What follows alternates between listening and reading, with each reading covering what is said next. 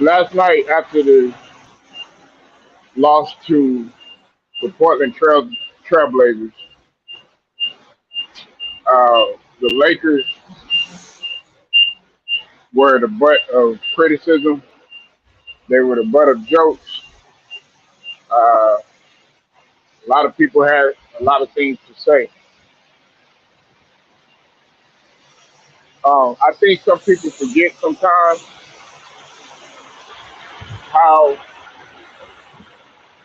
how powerful a guy like James Worthy is in Tinseltown. I think they forget that James Worthy is a Hall of Famer. I think that they forget that James Worthy was a 20-point scorer. I think they forget that James Worthy was a perennial All Star. I think they forget that James Worthy knew how to carry a team. I think they forget how talented James Worthy was, and I think they forget that James Worthy was a part of those Showtime, a very key piece to those Showtime championships. So yesterday, him and Robert Horry were very disgusted by what they saw. He was at a loss for words. And James Worthy has never been one to bite his tongue, especially in criticism in part to the Lakers. His team, listen, this thing right here is very disappointing. Uh, Amongst what LeBron said, and look, I don't care if y'all don't like the fact that I don't like what LeBron said. That shit doesn't mean shit to me. You know why? Because leadership is leadership. And as a leader, you're supposed to hold yourself accountable first before you hold others. You can't sit there and say, okay, yeah, we're not on somebody's level and we're not this and we're not that, but you don't seem to be A1 with everything that you do. And I know people are gonna be like, well, what do you mean? Well, he put up 30 points and he put up this amount of points. And look, can we stop putting points and numbers with everything? That's the problem with some of you motherfuckers. Because the only number that really matters is at the end of the damn game, which is the final damn score. That's the final end all be all in terms of numbers. The final score. Because the last time I checked, when you go to Lakerland, and when you're talking about the Los Angeles Lakers, when you're talking about Tinseltown, when you're talking about the City of Angels, when you're talking about Hollyweird, this is a land of the Lakers that is predicated on championship or bust.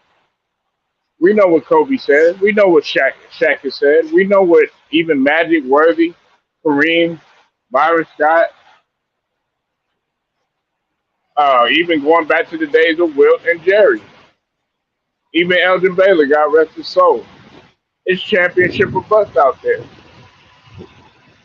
These guys are not satisfied with going on a nice little streak or defeating the New York Knicks or, you know, uh, happy with, LeBron getting his stats while the team is in turmoil.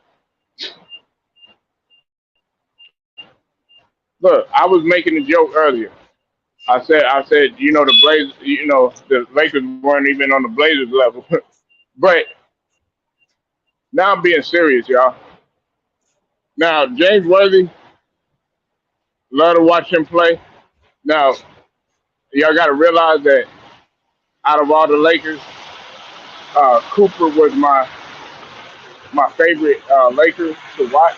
Even though I wasn't a Lakers fan, I I like what Coop brought. But another guy that I felt like didn't really get, you know, he, I mean, I'm not going to say that he was overshadowed or anything like that. That's really to me in my eye that's disrespectful. But I think people forget about James Worthy and what he brought to the table. You know how supremely gifted athletically he was. You know how versatile he was. But more importantly, we're not looking at something that a lot of people I think forget about James Worthy. Right? They forget how tough this motherfucker was. Right? They forget how tough a guy like Robert Horry was. They forget it. And see, everybody thinks that the Lakers were just, oh, it's all about Showtime, all about finesse. There ain't no grit, nothing but speed, no type of just flamboyance and all that all the time. Nah, these guys were tough and they could get rugged when they wanted to too. Now they didn't need to do that shit all the time. They didn't have to do that shit all the time. But when it was time to get down, they would definitely do it. Fights with the Sixers, fights with the Pistons, fights with the even some of the other things, the Sixers.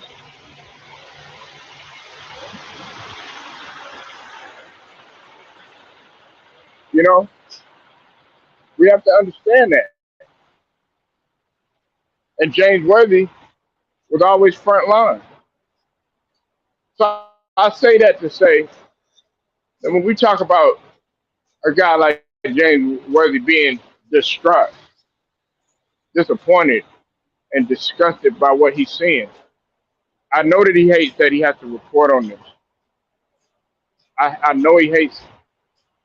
I mean, he even made the point that, and I was talking to the guys on the stream earlier in the previous stream. He said that a lot of, they played, the Lakers played, some guys that you might have would have thought that they were at the YMCA or the rec league. Look, and we know that they're like,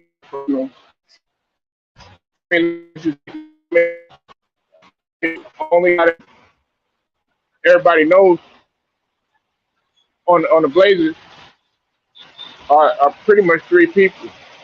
They don't recognize any of these guys, not unless you really pay attention and follow the game. I mean, Dame Lillard, but unfortunately he didn't play. You know who Chauncey Billups is, but he's the damn coach. And you know who Nurkic is if you really follow the game, but a lot of people don't know who Nurkic is.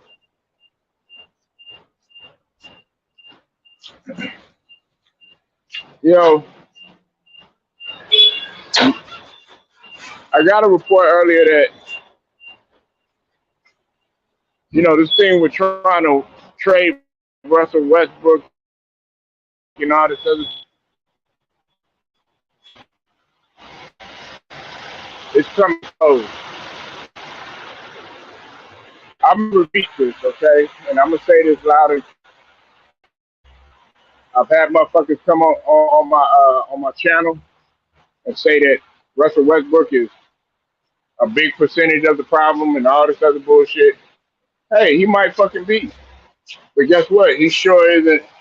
He sure isn't the one pinpoint reason why you're losing, because there's other factors. But see, that's what the media does.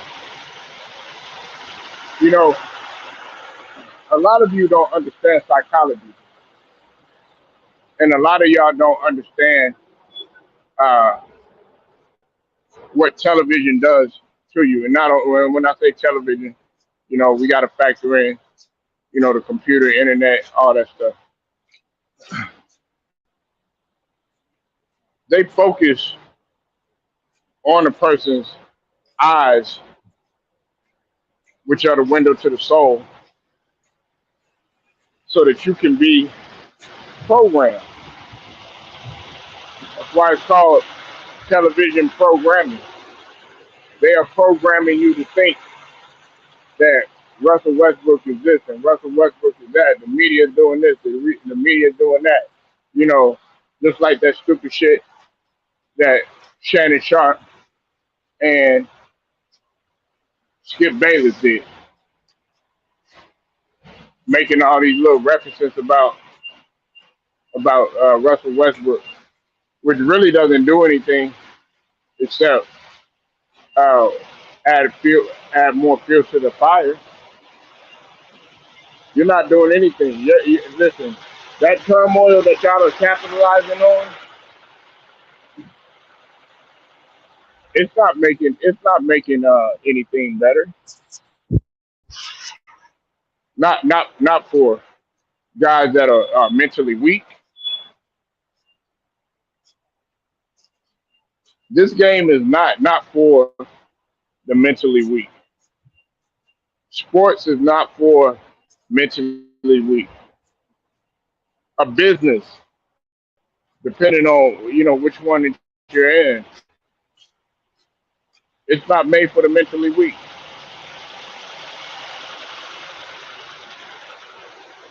A lot of people are not cut out to be in a certain position unless, of course, they have their compliments, or unless, of course, they have somebody by them, or unless they have somebody to kind of be a shield, so to speak, or protect.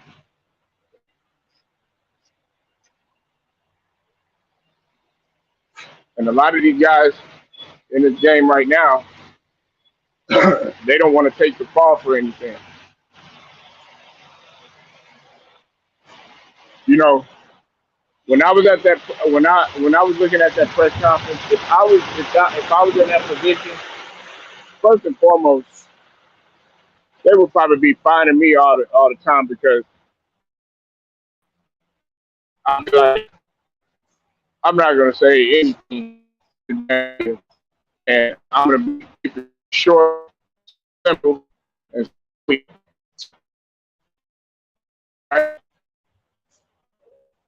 I'm being a bullshit because I think after a loss with the Blazers, after a loss with the Bucks, even if we won a goddamn game, I'm still gonna be out there hoisting up jumpers. I'm still gonna be out there in the weight room. I'm still gonna be out there getting up some extra shots because I'm not satisfied with what the fuck I am seeing, which is what you're supposed to be doing as a leader. You're not happy with your free throws? Stay in that shit until you get it right. Stay in the lab. You're not happy with your conditioning? Stay in that motherfucker until you get it right. You're not happy with your teammates? Get them motherfuckers in there and say, no, we got to win. Y'all motherfuckers ain't going nowhere. Sort of like what Worthy, Magic, and Kareem used to do. Your 3 pointers ain't coming right. Hey, that's all right. It's not gonna come overnight. But shit, we could start tonight.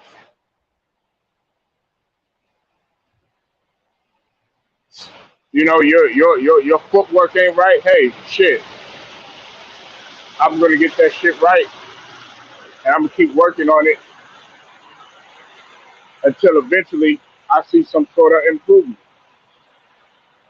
You gotta galvanize your team. That's what being a leader is. I'm not gonna throw anybody under the bus. You might be sorry than a motherfucker. Like when it comes to me being at a job, you might be trash than a motherfucker. We might not be getting nothing done. But what I'm gonna do, pull you to the side. Look, and he's defended Russ. Now, there's been times when he's defended Russ, but how do we know that that's real? And I'm not just gonna put Russ in it, but everybody knows that it's kind of a shot. And if it isn't a shot, then okay, it's not. But in my eyes, everybody was being thrown under that bus, even the one that was, next to him in AD, which is pretty much yes sir, master type of mentality. Yes sir, yes sir. But a real hardcore guy that wants to win, wants to get shit done, is tired of losing stuff like that. He's not gonna stand for that shit. I ain't gonna be at no fucking podium with you. I'm gonna be like, look, I'm working on my post move. I'm in the weight room. I'm getting some extra shots up. I'm gonna say what I need to say about the media. I'm getting my ass up. I'm going right back to the gym.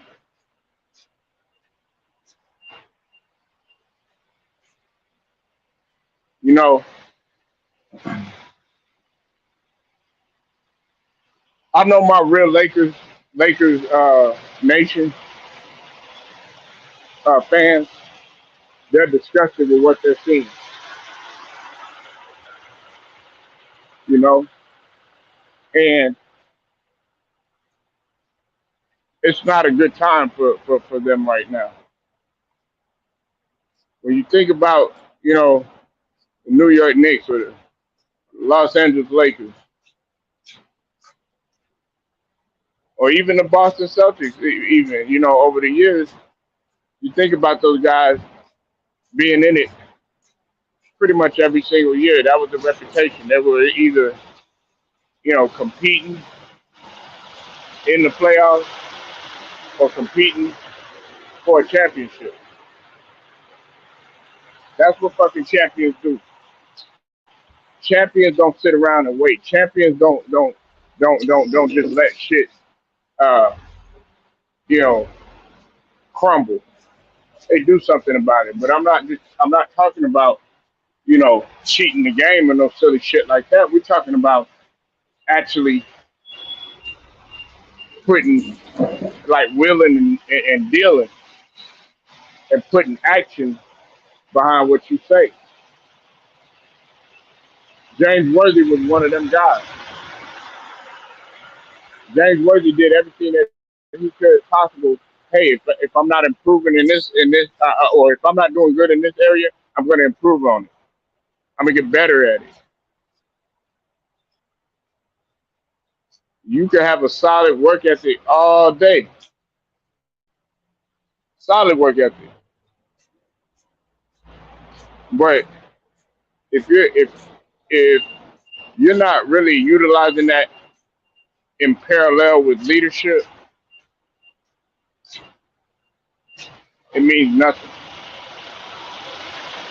It means absolutely nothing. And what I mean by that is, if you could be extremely talented,